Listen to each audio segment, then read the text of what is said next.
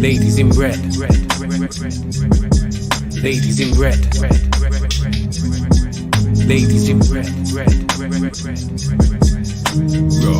Discuss the latest news, just fans giving their views. This channel is red. They see the bar and raise it, plus they rep for the ladies. Trust it's red. Female voices in football. Red. If you want to talk up, it's a red channel for me and you. Subscribe and tune in to the ladies in red.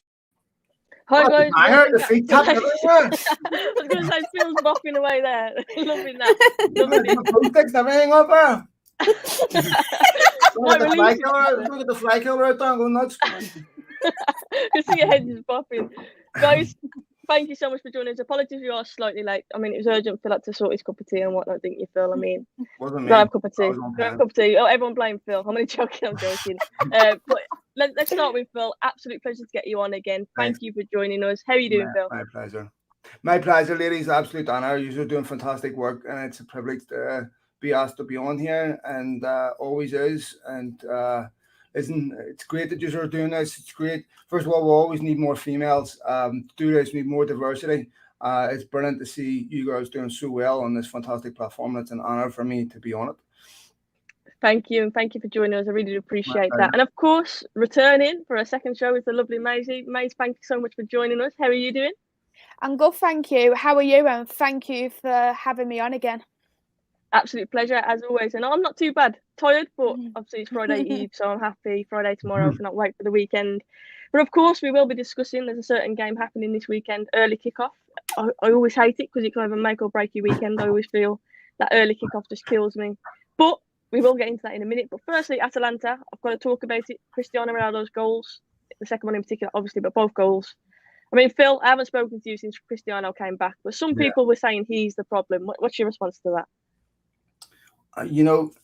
I'd just rather people just come out and say they don't like United winning, because I've never seen such ridiculous metrics. Up until Cristiano Ronaldo started scoring goals, we used to love the old number 9, the poacher. Gary Lineker was ubiquitously loved by England and their fans. Now apparently it's not okay just to be a Jimmy Greaves. Now apparently same as Solskjaer, it's not good enough just to win. He has to win 11 billion nil, and then if someone else gets a touch, he should be sacked for that.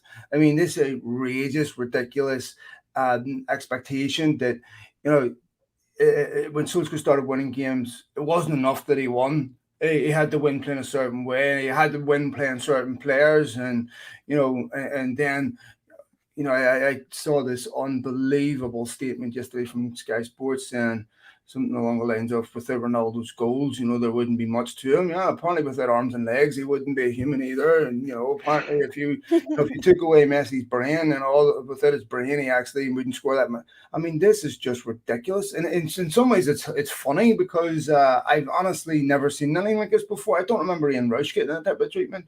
I don't remember him having a game where he was exceptional in all other areas. We used to celebrate goal poachers, but not if they play for Man United. Yeah, I mean, you say poachers, that second goal, that's just pure instinct. Like, I'm thinking, what's he doing? He's going to shoot, he's going to drag it. Like, you look, he's going to drag it, and he's just slid perfectly into that corner. It's Mais. How are you feeling about that performance? No, it's all right, Phil, no worries at all. But the performance, obviously, we'll get into that in a minute. But Ronaldo, someone said there, came in clutch. He certainly did that, didn't he? Yet again, he's a saviour. Yeah, Ronaldo, it's just an absolute pleasure to have him there, because you do look at him and think, if Ronaldo wasn't there, just imagine how the team would be right now. It just feels like he is that little bit of boost, that little bit of energy what the team needs overall. And it's good how we did touch on as well that people are like, you seen on Sky News, just like Phil mentioned, about the points we'd get in the Champions League if Ronaldo didn't score his goals. It reminded me a bit as well when Zlatan was at Manchester United. A lot of people were saying he was the problem at Manchester United, and this is why he's like, if it wasn't for him being so greedy on the goal, we would be so much better. And it's not the case at all. You've got literally a world-class player at this club, and it's just, you just look at it and you just think, how can you call someone the problem when it's him who's creating the solution? He's the one who's getting us the points. He's the one who's getting us the goals. He's no problem whatsoever at the club. you see it and you think these fans should be grateful that he is at this club all over again to try and make memories for us and his last stages of him as a footballer. Yeah, given today with being Europa League, if it wasn't with Ronaldo. To be honest, I don't think we'd even be there. Like, we barely have anything in the Champions League, would we, if it wasn't for Ronaldo? So Look, it's crazy. That's why he's the problem, right? Is because he's successful. I mean, there's so many people wanted him to fail, right, so that they could fulfill their narrative, right? Because there's a lot of people that are emotionally committed to a certain narrative about Manchester United. And when Ronaldo was signed, it played right into their hands. See, there's a lot of people from the outset were saying how terrible he was, and rather than just admit that they're wrong, they come up with these outrageous explanations to justify their own hubris and arrogance. You know, I'm sorry, but the hardest thing to do in football is to score goals, right? And what we saw and what we've seen with Ronaldo is when you have somebody of that quality, you can still play terrible and get something from a game, right? And that's the whole reason why you sign players like Ronaldo, because they can do things like that, right? And we have seen so many times in the past where teams get dominated in a game and 2 moments of magic or one of magic results in them winning. And we used to celebrate that, right? You know, I can go through and a million examples off the top of my head. You know, so, but it'd be easier. United are loathed by a lot of people, right? And a lot of people don't want to see them be successful. And so, with Cristiano Ronaldo coming back, if Cristiano Ronaldo was doing this for Manchester City or doing this for somebody else, the coverage would be completely different, right? It's we are sitting here and we hear every week about how Manchester City need a number 9, they need a goal scorer, they need someone to score. But apparently, when you're United, who have one, that's not okay, because Solskjaer has to win by some outrageous metric margin, 11 billion nil, and the other team's not allowed to get a kick. And if they do, you know, Solskjaer's a disgraceful manager. And you know, I think what bothers me about it, Soph, Mizzy, is I can understand young kids having a certain view that is polemic, right? That is deliberately, you know, extreme. You know, anyone's got kids will know that every time you argue with your kid, it's not, you don't get a rational response. You get, you know, I have to do everything around here. You know, I've got the worst life in the world. You know, it's not. And when I see journalists, so-called journalists, most of whom have never managed a football club in their lives, call someone like Solskjaer the worst manager in the league. See, that hyperbole just renders your argument completely nonsense. Because it's okay to have doubts, it's okay to have questions, but that is ridiculous. Yeah, and obviously you mentioned it there. I mean, we touched on it before, mate. Like certain, you know, I'm going to say fans very lightly, but wanting us to lose just so the manager gets sacked. So, like, that just doesn't sit right with me at all. Like, how can you want your club to lose? Like, if anything, you should be hoping the manager proves you wrong. Like, I don't understand that mindset at all. Don't get me wrong, we all watch United and we all know the performances haven't been good enough. Of course they haven't. And we're not blind to that. But at the same time, I'm thinking, to want your team to lose, that just doesn't make sense to me. Well, just a quick comment on that. Sorry, ladies, I'm talking to everyone. It just, when someone does that, it shows that their priority is not Manchester United winning. They're more emotionally engaged with their favorite guy has to be the manager. Otherwise, you don't have my support. That's not a Manchester United fan. That's not someone we have anything in common with. Sorry, maybe. Sorry. No, it's cool. It's cool. I mean, Mels, what's your thoughts on that? Obviously, you would have seen it on Twitter. I mean, we know we're so reactionary, like after games, during games, when it's United, whether we win, whether we lose, there's a massive reaction. And like I say, look, I'm not sitting here and saying, oh, Ollie in because we're playing good enough. And, do you know what I mean? I'm not saying that because we're not playing good enough. I get that. But I just don't get, like I say, it's like an ego thing, isn't it? Like, at the end of the day, we're all football fans. We should all want United to win. We should all want the same thing. And it just I don't know. It just baffles me, mate. It baffles me very, very much when I do see people like, oh, I want Man United to win today so Ollie can get sacked. It doesn't matter if you're Ollie in, if you're Ollie out, or if you're Ollie on the fence. You could be whatever you want. Your views are your views. But if you want to say, I want my team to lose because I want Ole Gunnar Solskjaer to get sacked, or when they say stuff like, the best day of my life will be Ole Gunnar Solskjaer getting sacked, you do look at it and think, what is seriously what is wrong? Why do you want this to happen so much? Why are you feeling like you want your club, who you love for, if that's 5, 10, 20, 30 years, even longer, something what is in your heart, because you do have that feeling in your heart when you see Man United losing. You literally want to cry at sometimes, but then when you rather sacrifice your pain just for someone to get sacked, it's just absolutely awful, and it baffles me so much. And when I do see something like that, I feel like I have to mute the person, I have to block them, because I can't see comments like that, because it is not a true fan if they want their club to lose just to sack a manager. Yeah, I mean, Curly said here, sorry, Billy said the same thing with Pogba and Folk, use the race cards just to justify toxic, bad fan base at the moment. But it's such a split fan base, isn't it? It's so split, the United fan base. And look, I get it, performances haven't been good enough. Like I say, I'm not sitting here blasé and thinking, you know what, like, I don't understand where this is coming from. I do, because our performances need to improve. It's just a willingness for us to lose that I just don't understand. But I mean, touched on Pogba there. I'm going to delve into that. Obviously, Pogba suspended at the weekend. I know that. But going forwards, a lot of people are feeling that his hands are up. He's given up at United. He's leaving. Should we give someone like Donny van der Beek a chance? I thought when he came on the other day, obviously he had that little snapshot, didn't he, as well? I thought he looked sharp, Phil. He did. I mean, I think one of the things that's disappointing today about analysis in general is the cynical, pejorative take that a lot of people interpret if you're criticizing their favorite person. That, for me, example, as a white male, it's literally impossible for me to pass a valuation on Paul Pogba without it being poisoned by race bias, which to me is just really sad. I have no doubt that there's racism behind a lot of the toxic views towards Pogba and other players. I have no doubt about that. But that's certainly not the case for everyone, nor is it the case for anyone else criticizing an athlete who isn't of the same gender or whatever. You know, to me, when you're going to use that, and I'm really uncomfortable as a white male talking about racism, because it's obviously a serious problem in society.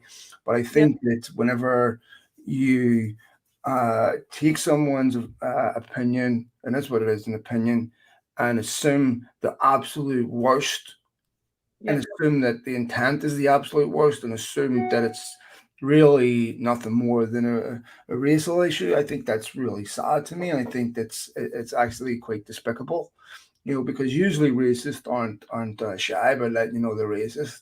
There's usually no level of interpretation, and I think that we have a serious issue in society with racism.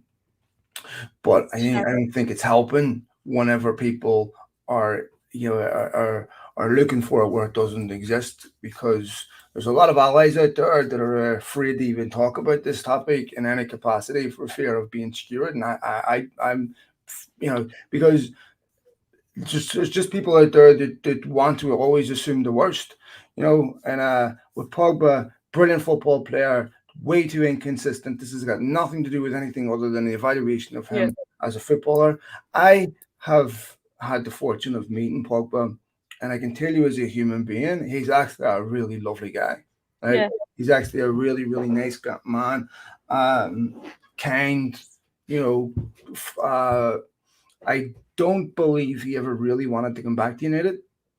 You know, I think that he came back to United because United were the only club willing to pay. The goal was always a couple of years and leave, right? This is what I don't understand, right? The fact that Pogba's still at Manchester United is more of an indictment on him than anything else, because he didn't want to be here, right? He wanted to be gone, but he can't go. I mean, we're sitting here 8 months away from Pogba being a free agent, and no one could say with any degree of certainty where he's going to go. You've got most of Europe's top teams that are cash strapped. They're being offered a player like Paul Pogba for free. And there's not exactly a lot of suitors. So when you've got Mino Raiola coming out saying that, you know, United maybe they didn't fulfill every promise, but nor did he, right? And so I think when Mino Raiola wants to blame United for Paul Pogba's failure, I think that's ridiculous. Cristiano Ronaldo, for example, would have been the best player in the world had he joined Blackpool, right? Because he was desperate to be the best player in the world. Ultimately, it's down to you. You know, whatever job you do, you can only do it well. Doesn't matter how good your boss is. It matters what you do. first and foremost. And almost everyone's success and failure is down to that. So the other part of it is, so he came out last week and criticised Neil Custis for an article about his bust up with the manager. Now, in the time that Pogba's been at Manchester United, there's been a litany of issues. Constant circus. So, and it really is important because we can now safely assume that everything else that's happened prior to this was done so with Paul Pogba's endorsement.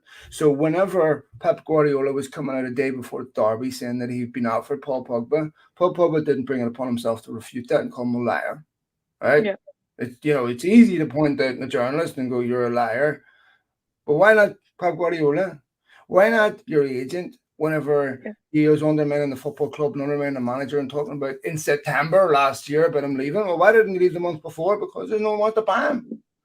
Yeah, no, you're right. Agent, no one wanted to buy him. So you take a look at Ronaldo, for example. Ronaldo decides he's going to leave Juventus. George Mendes has the deal done in 24 hours, right? And no fuss, boom, done, right? So that's how you represent the client. I represent people. If I represent someone in a manner that's not consistent with their ethos and how they want to be represented, I get sacked because I speak on their behalf. Yeah. So that to me was cowardly from Paul Pogba in the sense that he's had a million other opportunities to defend his football club with some horrendously toxic stuff that he hasn't. And when Roy Keane was saying at the very beginning, leopards don't change their spots, I think Paul Pogba was one of the players he was talking about. Solskjaer, Paul Pogba's issues predate Solskjaer. There's no excuse anymore, right? He's been coddled. We've been trying to unlock this lad for 6-7 years. There's been millions of pounds spent on players to do so, right? And yet we're still dealing with a player that gives us no more than 6-7 good games a year. Yeah, no, you're right. PMV Patrick, thank you so much for that super chat. He says, hope you all have a beautiful rest of the evening today. Thank you so much for that. I really do appreciate it. And same to you. Same to you as well, Patrick. Hope you have a good rest of the day, evening. Yeah, lovely. A lot of people obviously talking now. I mean, Lone Star said Pogba needs to go, simple as. It's so frustrating. I mean, Mais, where do you stand with the whole Pogba situation? With the Pogba situation, for me, when Pogba first came at Manchester United, I was there thinking that why would we want to spend all this money for Paul Pogba when Sir Alex Ferguson was the one who sold him? If Sir Alex Ferguson goes and sells somebody, you know that there is some kind of issue there with that player. And you can see there was issues with Jose Mourinho and Paul Pogba, and everyone thought it was a Jose Mourinho thing. And Jose Mourinho, not long after the whole situation, he lost respect in the dressing room, and then he ended up getting sacked. Then when Ollie became the caretaker, nearer to the end of the season, there was issues then with Paul Pogba. There's always issues going around Paul Pogba. And you do wonder, is it his agent? Is it him? Is it something else? If behind the stage is what nobody is seeing? Yeah. For me, it just feels like if he's not going to sign this contract deal by Christmas, he needs to be sold in January because he's not signing a contract now. No, I don't think he's going to sign a contract at all because he had that option to sign the contract on numerous occasions, and I think he is a player who you cannot let go on a free in the following window, in the summer window. You just can't do that. It's criminal. That is why we should have sold him last summer, or we sold him in this January. And for me, with Donny, I actually think Donny was bought as a panic buy for Paul Pogba leaving Manchester United. And the reason why on that, because last season, before we got Donny, there was these issues going about saying Paul Pogba wants to go to Real Madrid, and Paul Pogba was in talks with Real Madrid. You was hearing all them comments, and you was also hearing that he was close to signing. And I heard that we wanted Jack Grealish, and that didn't go to plan. So I think that the board ended up going for Donny because maybe he was a little bit of a cheaper option, and maybe it's because Van der Sar put a good word in, and Bergkamp as well. And I think that is the reason why Donny did come to Manchester United, more of that Paul Pogba replacement. And because Paul Pogba decided, I'll stay for that extra time, it didn't work out, and Donny has ended up being on the bench. With Donny itself, there have been games where I think, he's done well. And I think it's more when he gets subbed on, because when he starts, he doesn't really show that he is that starting 11 player who should be dropped for Bruno Fernandes or dropped for Paul Pogba. And for me, if Paul Pogba definitely doesn't sign that contract extension, which I don't think he will, I'd drop him from Christmas till the end of the season and play Donny for that rest of the season. And then that gives Ollie that opportunity to think, right, is Donny that person who can replace Paul Pogba going forward? And if that's the case and he isn't, then that's fine. Summer window, we can go ahead and we can find another central midfielder. If people are liking Tielemans, for instance, like go for him or go for another player. But you need to give Donny that opportunity and you need to give him a good run of games, because we don't know if it is Donny who is having issues backstage as well, back in the dressing room, of why he's not playing, or if it's in the coaching area, or is it because he's not suited to Manchester United's tactics and he's not suited to the Premier League style. Neither. They're questions what are all floating around, and we do need to get that reason, as in say, what is it, what's going on, why is Donny van de Beek not playing? Yeah, I mean, what I do like after his little cameo the other day, obviously Ollie came out and he praised him, also praised Sancho as well. So I think it's one of them, we'll wait and see. But you know what? I'm thinking, and I'm looking at this, and I'm sure United fans are thinking this as well. If Paul Pogba doesn't want to stay at Manchester United, which Phil said it looks really unlikely he's going to sign that contract, I don't think he will. Should we give more time to players like Donny van de Beek, who are our future then? Because obviously there's rumours that we could lose Donny in January as well.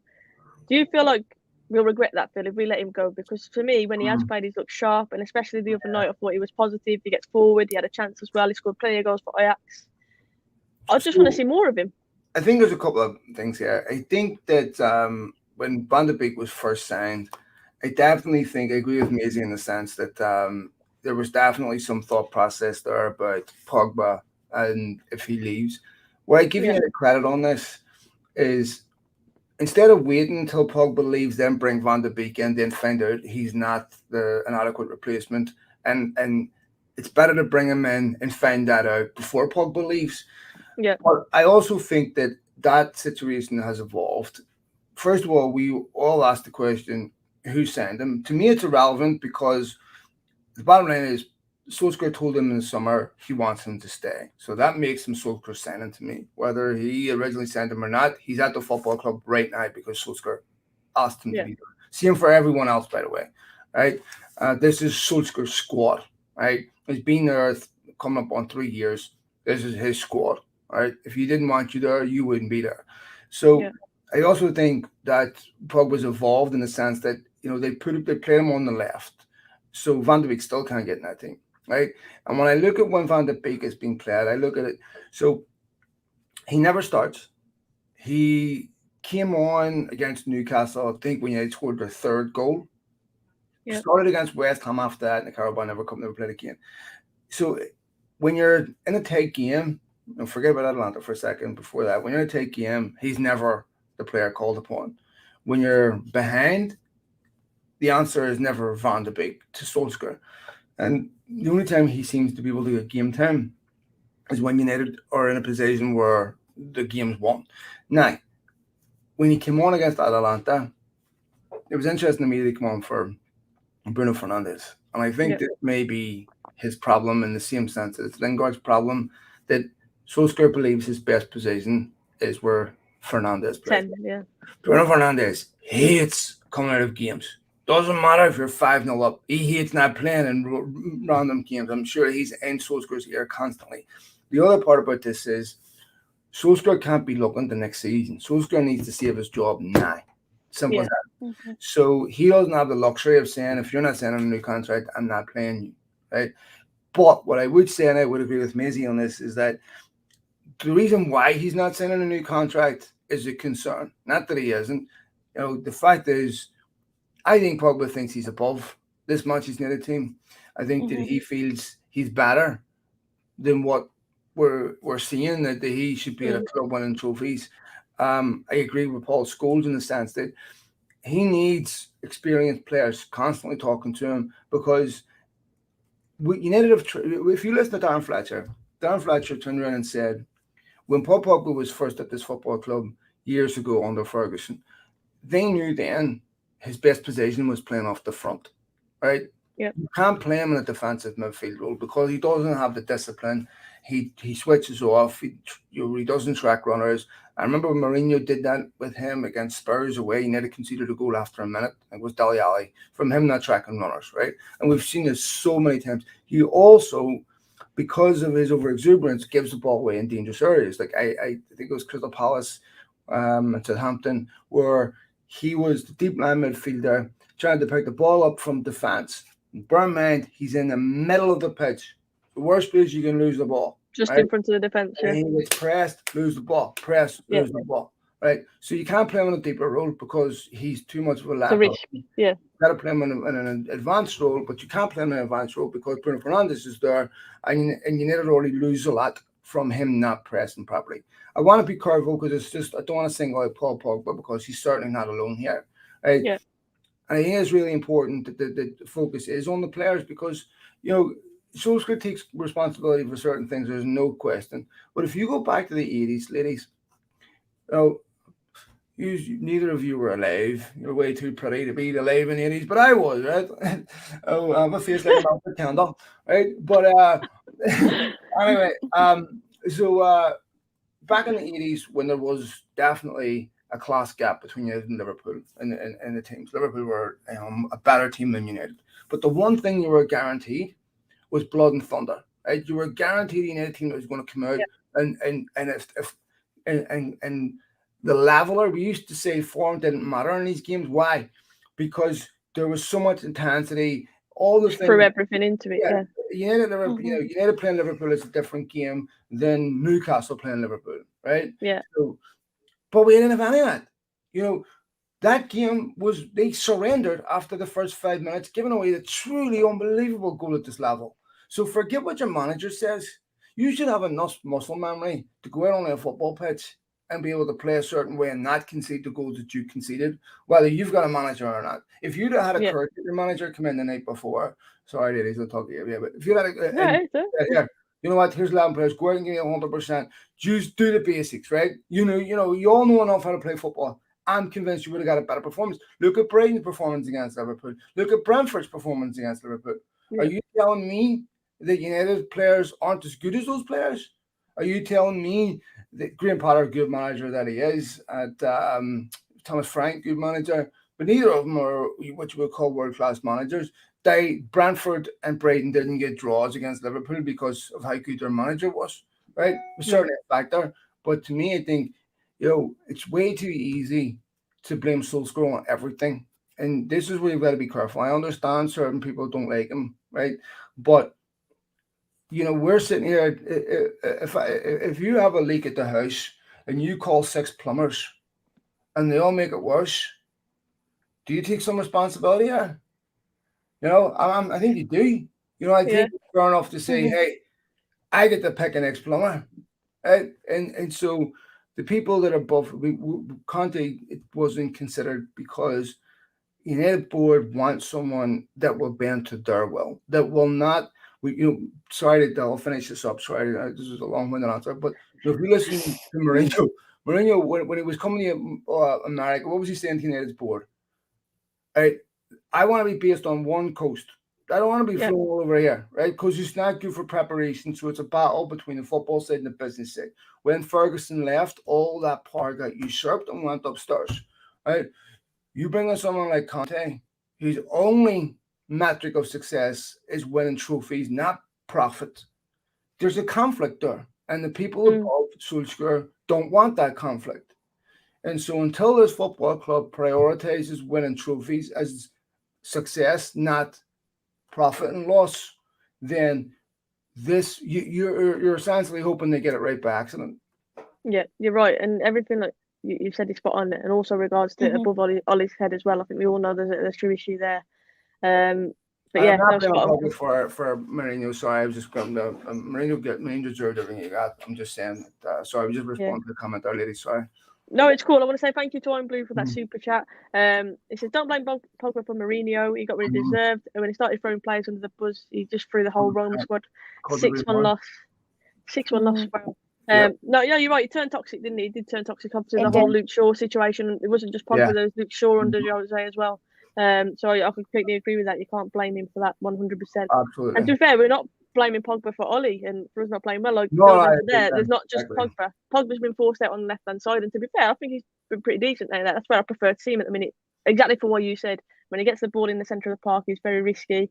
And when it comes off, it looks fantastic. But obviously, with a high intensity, especially in the Premier League, players will know double up on Pogba in the middle, press him, and he will make mistakes. And obviously, we've seen it over and over again. So I just don't like him in the middle of the park there. I think it's too risky, especially in the Premier League. Ultimate Noob, thank you so much for that super chat. He said, I had food poisoning yesterday and I felt like death. I'd rather see that every day forever than see McFred under Ollie again. I say this all the time. We get a Fred ache every weekend when we see that happen. Fred ache, honestly. But you know what? The new system, I'm going to get into that and obviously say what we think the best lineup would be for the weekend. Go on. Let me ask you two ladies a question first. Go on. What's Paul Pogba's best position? I'll start with you, Amazing. It's a hard one because at the we don't know moment, what best position is he supposed to be one of the best midfielders in the world? And that's a perfect answer because I don't know either. It's a hard one. It's a very hard one because when you look at it, you think at Manchester United, he's best on the left. Even though I prefer him in the middle, and the reason why I prefer him in the middle, and you look at him in France in the middle with Kante, he's electric. And then when you see him on the left, exactly, he hasn't got no Kante at Manchester United. But when he plays on the left, he can look good. But it feels like he can only play good on the left in certain games as well. When you do look at the Leicester game, and he had Matic, who was a very good CDM as a player overall, even though he's getting a bit on with his age now as well, he's still very good as a CDM, and it's someone who you would want to play alongside with because he's that natural role. It didn't work at all as much as everybody was like, I want a Paul Pogba and a Matic partnership. It just didn't work for that game. And I do question what we should do with Paul Pogba because for me, I'd rather play an actual winger on the left, like Marcus Rashford, for instance, than play Paul Pogba there, just because if, for example, there was then games where the teams are just going to park the bus, is that going to work for Paul Pogba on the left? That's my only concern, to be honest. It just feels like with Paul Pogba, he can play them two positions, and it's just like, I don't know what is the best position for him. Yeah, I think a free role would probably be his best position because he can do that for France. But you mentioned it there already. He has Kante in there. We haven't got that quality of a midfielder in there.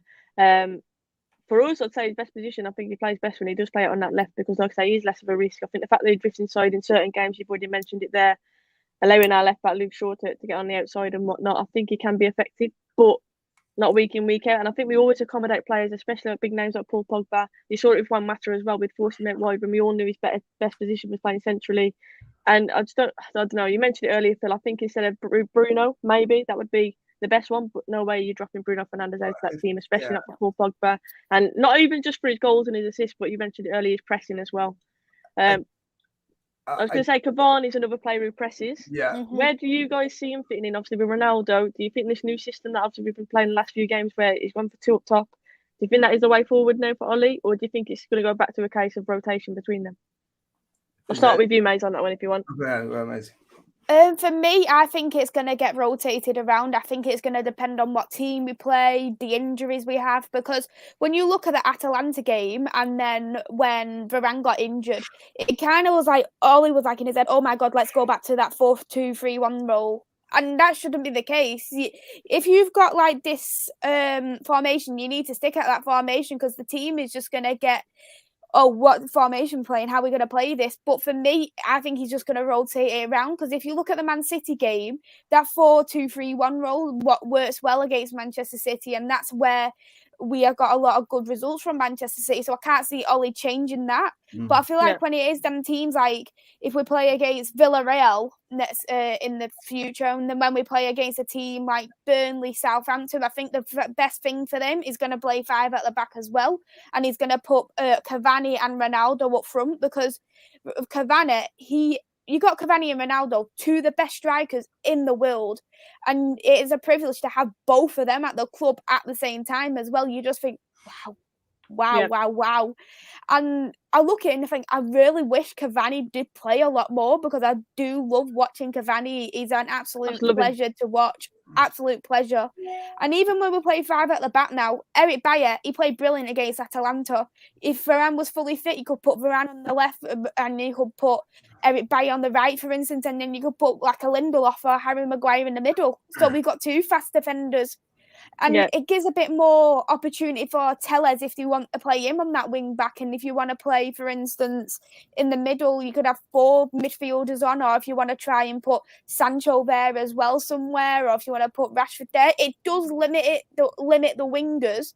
I do understand that. But for me, I would rather see, for instance, Ronaldo and Cavani 2 up front rather than playing 2 wingers at the sides. That is my personal opinion.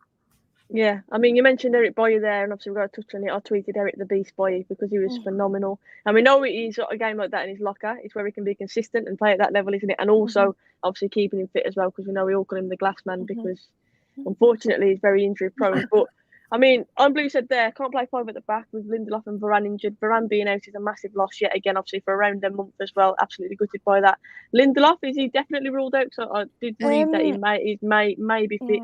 So I think we're kind of waiting on that one still. I think it was a minor injury from when I was reading it, so I think it was probably maybe a little bit of a knock. So I think he probably will be back for the Man City game. It'll probably be a normal Maguire and Lindelof partnership probably for Man City. Yeah, or if he does go 5, obviously Boye get another start in there as well. But let's run through. Let's keep what our lineup is, our preferred lineup for that City game. Be interesting to see actually what kind of formations you guys think of. But Phil, I'll let you start off with this one. Like, how do you see us figuring against City?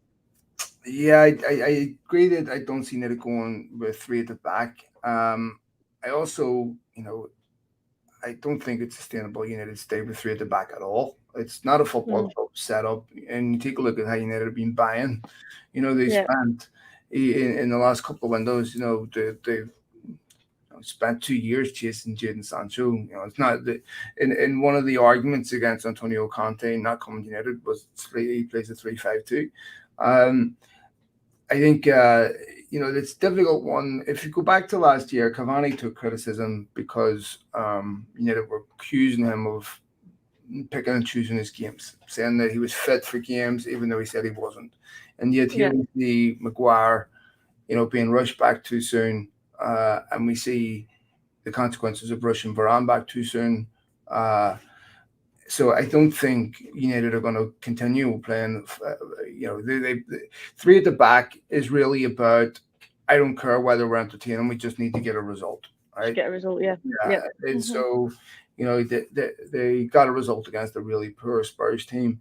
I don't think 3 at the back against Man City makes any difference. I think if United, what concerns me is that, we keep hearing about reaction, and all this nonsense, right? And I always felt that this Atalanta game on Tuesday was going to be harder than the Spurs game because you knew that United were going to come out stung from the criticism, and then you win. Well, that pain of defeat from Liverpool will be gone, right? So now what? And what we saw was a revert back to type, a really, really lucky draw. And again, the game preceding Liverpool, the result, I think it was Xavi once said the result can be an imposter in football. Well, the result certainly wasn't a reflection of United's dominance. Atalanta are a good team, but let's be honest, United got out of jail. They won't against City. And I've seen nothing this season that suggests United are going to go out and put a quality team performance in against Manchester City.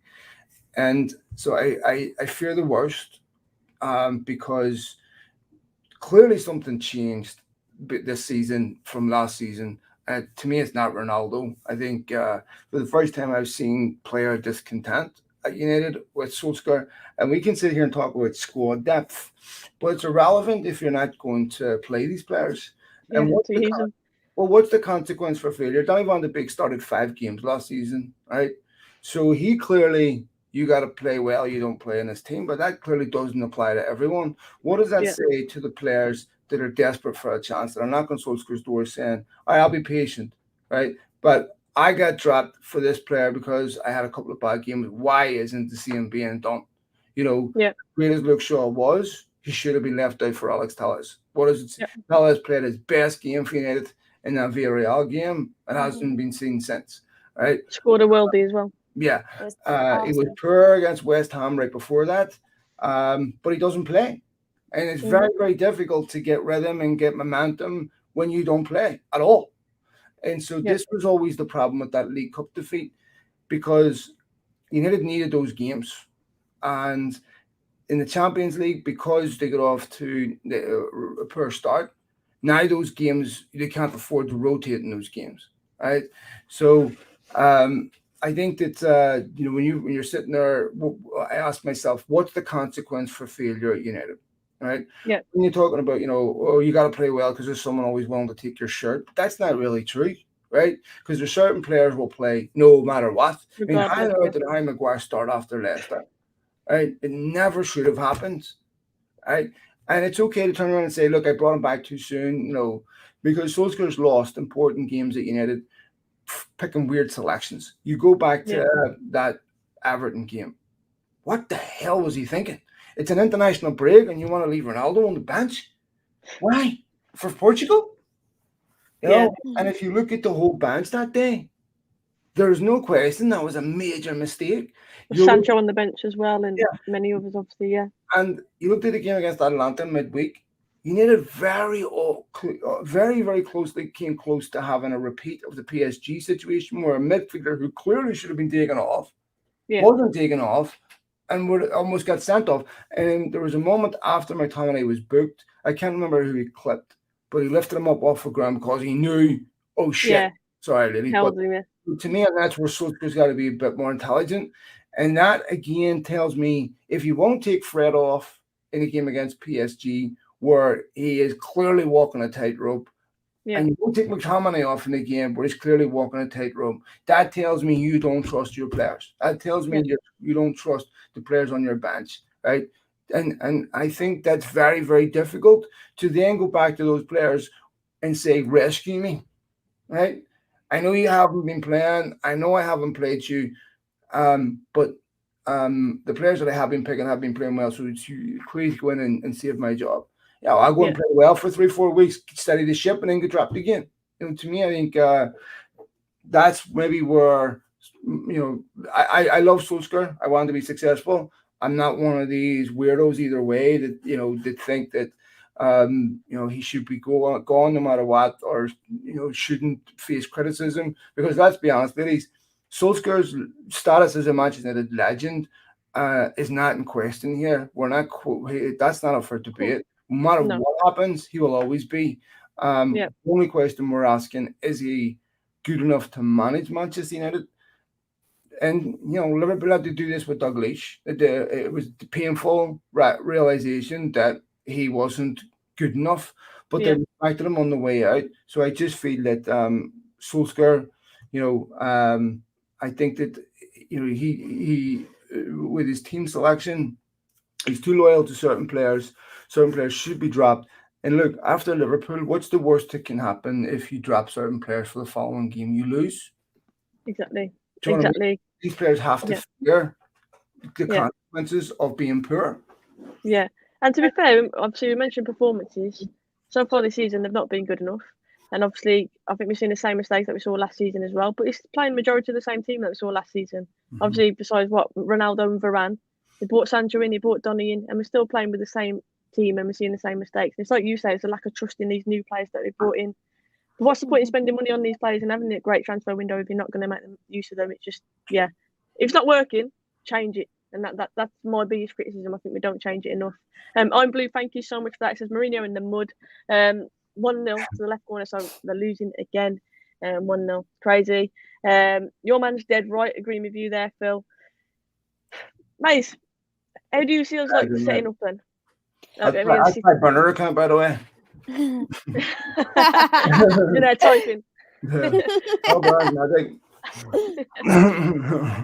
I think we're gonna stay with that 4-2-3-1 what we've had in the past. I think what Man United's gonna do is they're just gonna put a predictable lineup, in my opinion.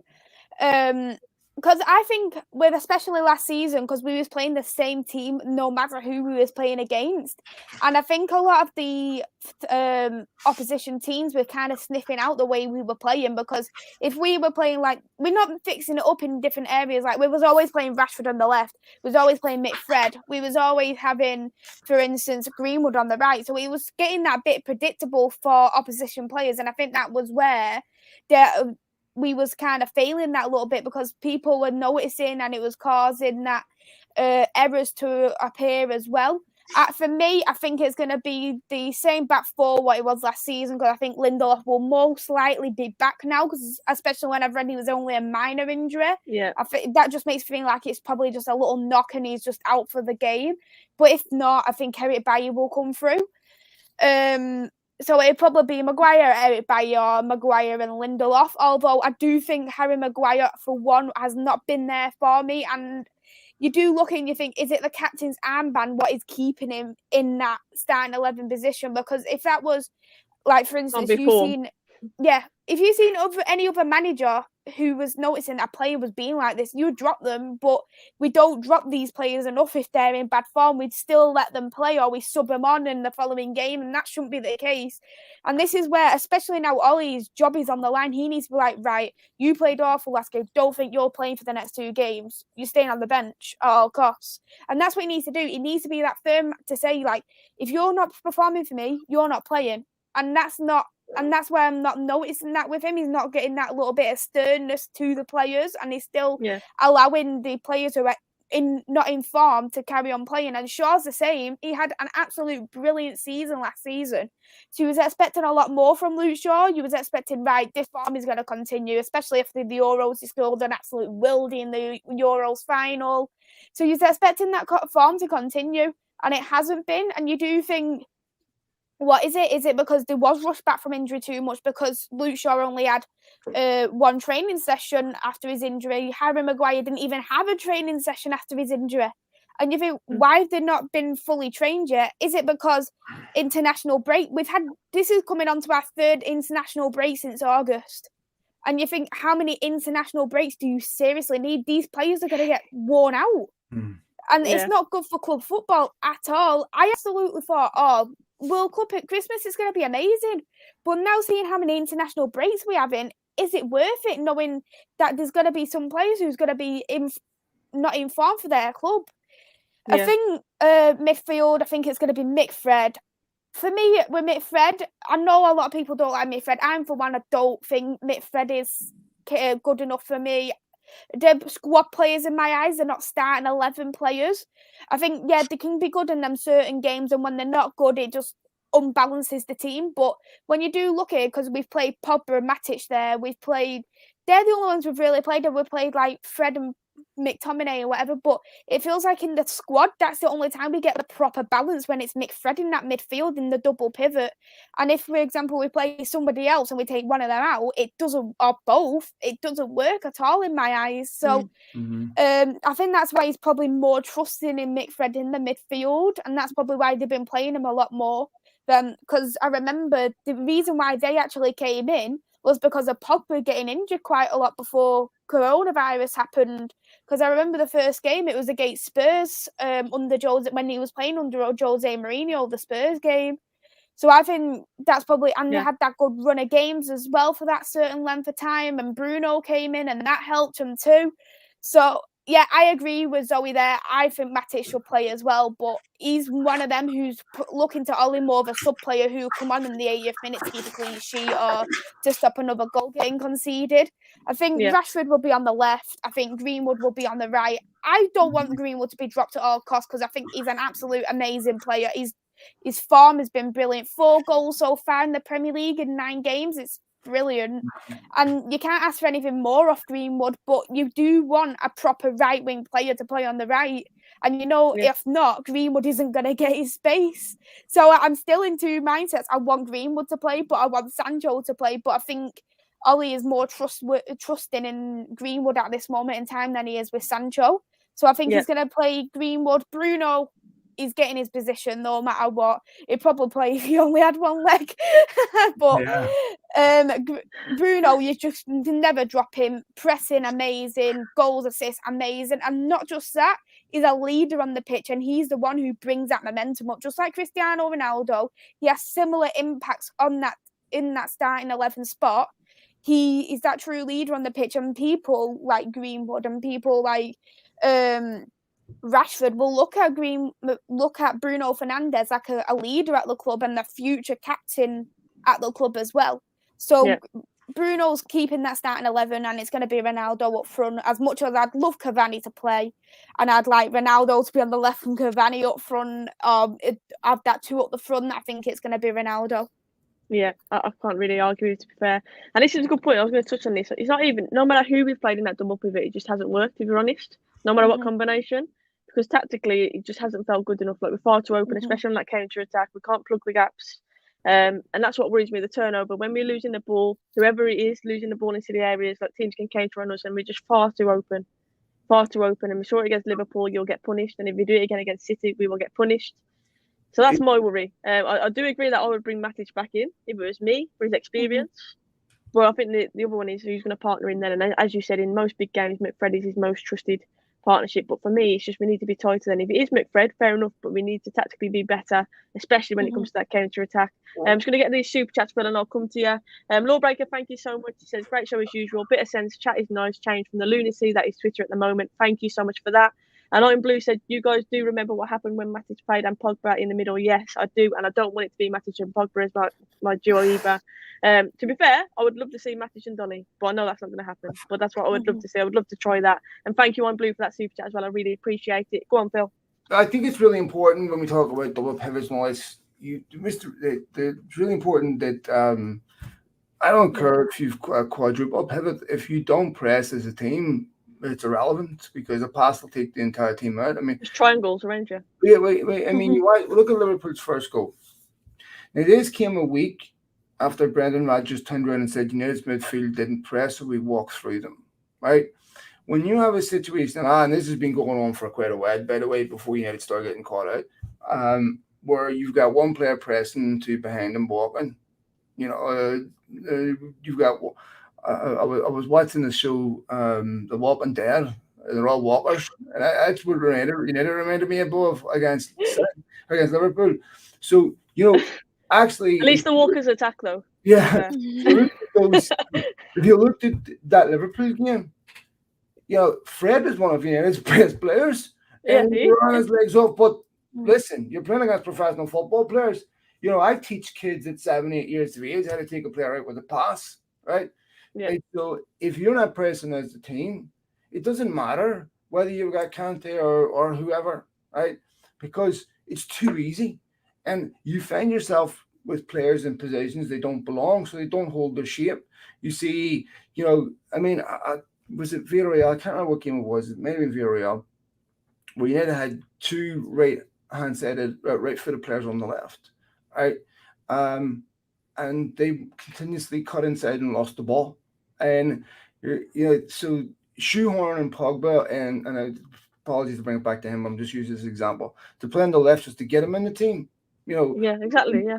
Well, we asked the question when Fernandes was saying, can Bruno Fernandes and Paul Pogba play in the same midfield together? I don't think they can. And I think for Pogba, the problem is if we've got to pick one, that we have to pick Bruno Fernandes. Bruno Fernandes is just sensational. And so, and with Pogba, we've been seduced with moments of form. I would argue that Jesse Lingard deserves to start over Paul Pogba. And I would argue that if I had a choice to make on the weekend between, say, Pogba on the left or Jesse Lingard, I would play Jesse Lingard. But I think that one of the problems for me with United, when Solskjaer came in, he said he wanted United to be the fittest team in the league. And there was clearly an issue with how United played with their intensity. Mourinho played that low defensive block. And for a while, United were back to being the fittest team in the league. They played on the counter-attack. They played high-intensity football, but not anymore. And so for me, when we're talking about shifting formations, Barcelona have had a 4-3-3 formation for 40, 50 years, right? Yeah.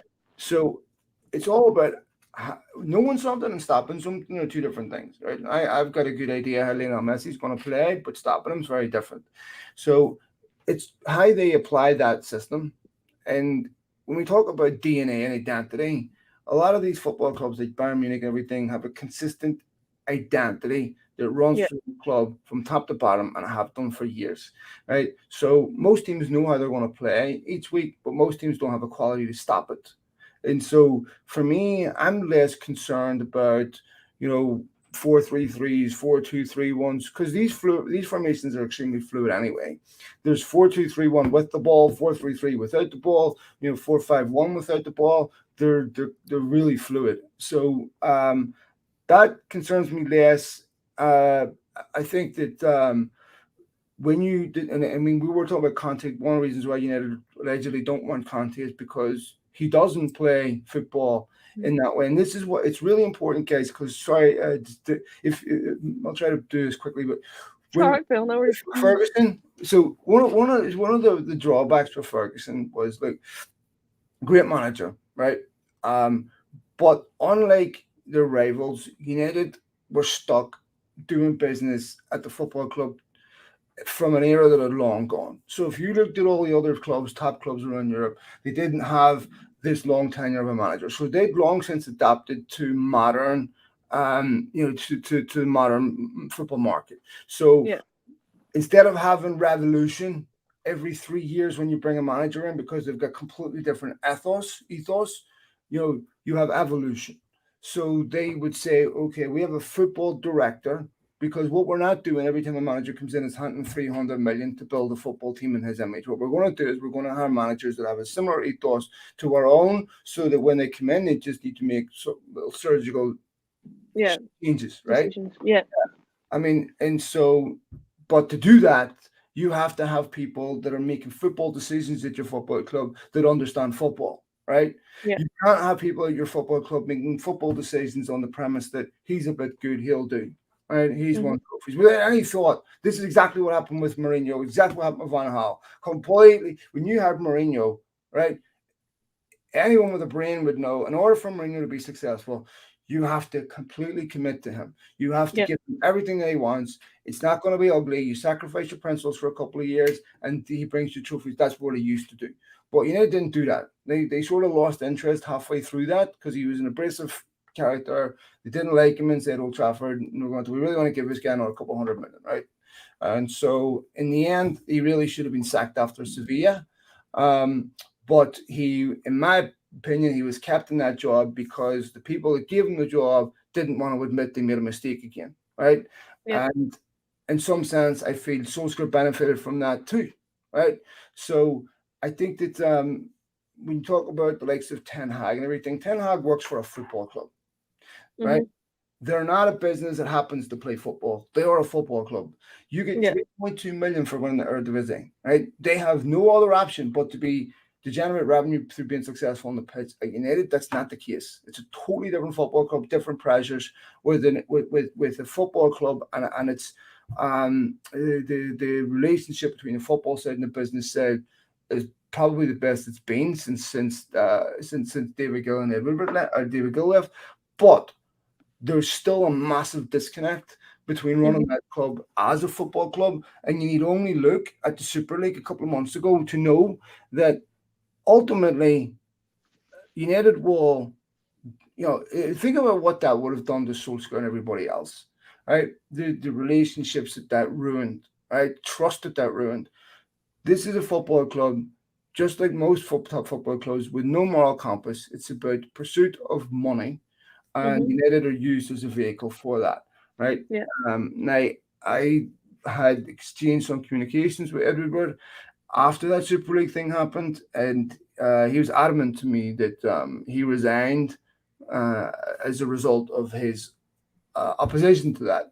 So you believe that if you want. But if that's true, then that means that the owners of this football club have no respect for anyone. How can you work for people like that? I'm sorry. So for me, I think that when you talk about DNA and identity, You can't Start talk at the about top. that when the people at the top Yeah. who's only care about making money, right? Yeah. So anyway, and I'm telling you, if Solskjaer goes, which I'm pretty confident he will, you're going to get someone of the ilk of Maurizio Pochettino, a nice guy, right? Because that's what United want. The problem for that, guys, is when you start losing games at United and you don't do well, that track record is fundamental to getting you through and keeping people's trust. Because Pochettino's lack of success at PSG and Spurs will be the very first thing that comes up the minute he starts losing games, and the press will go in 2-feet on him, and they'll go 2-feet on United for a point on him without the fact of no success. So it's a dangerous game. Sorry, guys, for rambling, but You're spot on. I think Absolutely. I think there's multi-layered issues, and I think those issues still exist. Just to finish up, I completely understood why United gave Solskjaer the job. Completely, right? People forget about the contrast. It's really a reflection of how bad it was under Mourinho, right? Because if someone came in today, I don't care. Let's say Michael Carrick took a job, right? And won his next 14 games on the bench playing exceptional football. The vast majority of the United fans would say, give him the job. Yeah. Right? Now, but I also understand why now they would reach a conclusion and saying, we got to move on. Because I don't think, even if they sack him, I don't think it was a negative appointment, because Solskjaer leaves the football club behind in much better shape than the one he inherited. Yeah, I think it's funny as well. I mean, I read a tweet the other day about this. If it was like United hadn't got Moyes, and looking at the current state of things right now, I guarantee Moyes would be battered around that. Well, that would be a name that would be battered around right now as a contender, or someone who United should be looking at. Do you know what I mean? And it's funny, that's like you say, everything's contextual, isn't it? But I think you were spot on there with everything that you said. Big up to Zoe. Thank you so much. That says Phil and Mais have been a great addition to the chat. Thank you so much. Big up you guys. Great stream as always. Thank you guys. so much for that. And thanks for all the comments. Thanks, guys. See ya. Love that. And yeah, Mais, what's your score prediction then? And in a minute, Phil, I'm going to come to you for your lineup as well, because I've had Mais's. How are you feeling about the score on this one? This is going to be such a tough one. I don't think it's going to be a high-scoring game, but I will never, ever, ever bet against my team, no matter what. I'm going to go with a 2-1 United, because I've never bet against my team regardless. So 2-1 to Manchester United. Love that. That's the right attitude. And I just want to say this as well, Reece, I hope you're okay. Sorry to hear that, and obviously condolences to your family, and obviously best wishes. Yes, sorry to read that. Sorry. Yeah, sorry about that, Reece. But yeah, I love how you never bet against teams. That's always what I always say as well. No matter what, even though I'm dreading this game, I will never bet against United. It's not in me to do it. Yeah, Phil. Firstly, what's your lineup for this one, and how do you think we're going to shape up against it? So lineup, I was thinking about this. I'd say De Gea, Maguire, Lindelof, Bailly. From what I understand, Varane's out. Pogba's obviously out injured, and Lindelof is a doubt. But let's assume that he is fit. Wan-Bissaka, McTominay, Fred, Shaw, Fernandes, Cavani, and Ronaldo is what I think will be the lineup. Yep. Which would keep United as a 3-5-2. I just wonder if there's a temptation to play Jadon Sancho, given he's an ex-City player. He'd be motivated in that game. He'd be motivated. He looked sharp the other night. Yeah. And as we've seen with Grealish, just because he hasn't hit the ground running right away doesn't mean he should be written off. Yeah, people have to remember that Jadon Sancho, prior to joining Manchester United, had never played a game in the Premier League. So, in many ways, it was a complete adjustment for him, to a whole new league, and that takes time. And I certainly wouldn't write Jack Grealish off either, So I think that in this game, it's going to be, if United don't press in this game, we're looking at another Liverpool. If United get murdered in this game, I can't see any way Solskjaer survives that. And I would agree. Be devastated. It makes me sad, but I agree. Yeah, look, let's say this. Solskjaer feels exactly how the fans feel when United don't win. He hurts just like you, if not more. And you can tell that there's taken a physical toll on him. And I have people on my timeline, when I put a tweet out a week ago lamenting the impact on him physically, I had people saying, I don't care if he dies. I'm sorry, if that's you, you're a scumbag. And when you put your entertainment above someone else's health and life, you are so self-absorbed scum that I have nothing to say to you. And as for wanting Solskjaer to lose, what it would be? How long do you keep? How long do you? How devoted are you to that? You had to get the European Cup final. I want him to lose because I really only want Manchester United to win if it's like my favorite guy being manager. I mean, how old are you? Right? I'm sorry. So No, you're right. Yeah, I'm completely committed to United losing. You're not a Manchester United fan. So I think that'll be the team. I'd be lying if I said I expect United will win the game. I don't. I think my head says United will lose because I don't see how they're going to. In this game, if you don't press, they're dead, right? And what United's weaknesses are set up for City's strengths. So we're going to need to see something we haven't seen this season and really haven't seen in a long time. I pray to God it happens.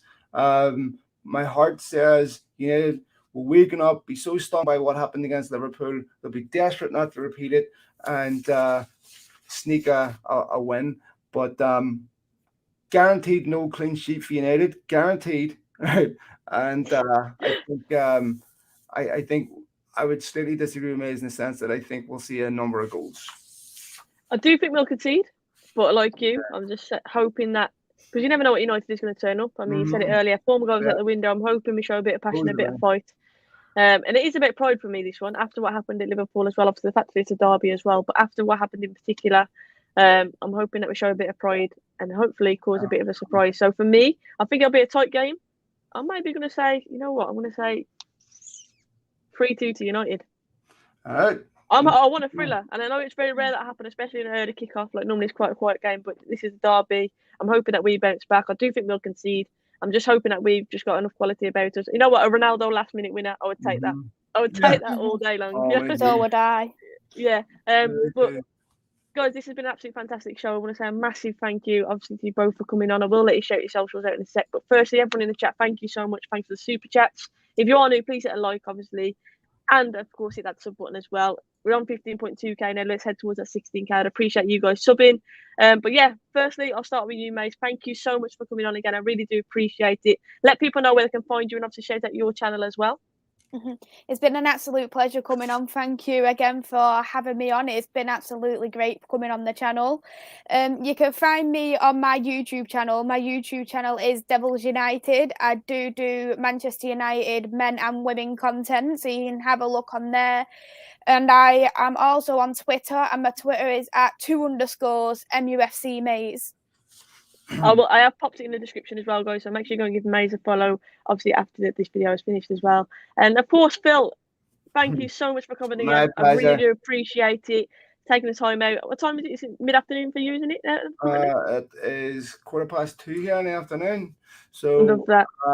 Yep, and it's 95 degrees outside. You know what? It's been absolutely freezing here today. I'm not going to lie, it's absolutely freezing. But you can, for anyone who's looking for me, folks, you can find me in the back of a police car most of the time. Other than that, you can find me at Malachans. It's MALACHIANS.